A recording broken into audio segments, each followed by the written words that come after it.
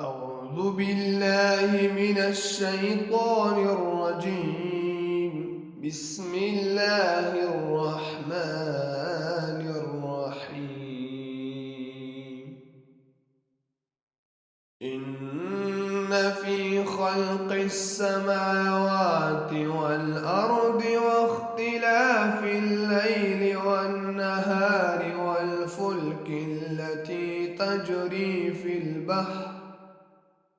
تجري في البحر بما ينفع الناس وما أنزل الله من السماء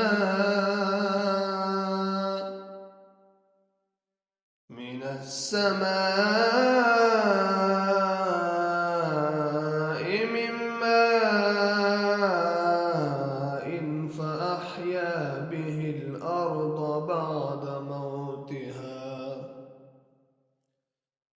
بعد موتها وبث فيها من كل دابة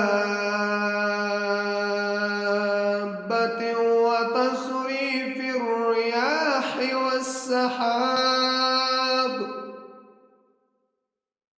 والسحاب المسخر بين السماء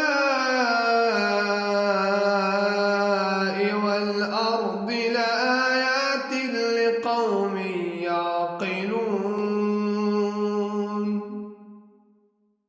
ومن الناس من يتخذ من دون الله أندادا يحبونهم كحب الله والذين آمنوا أشد حبا لله ولو يرى الذين ظلموا إذ يرون العذاب أن القوة لله جميعا وأن الله شديد العذاب.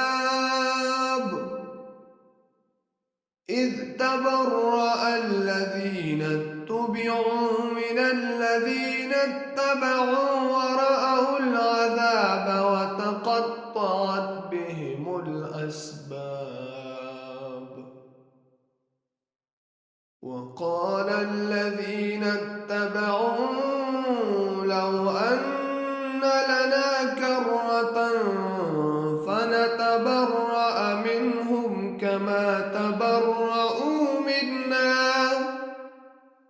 كذلك يريهم الله أعمالهم حسرات عليهم وما هم بخارجين من النار. صدق الله العظيم.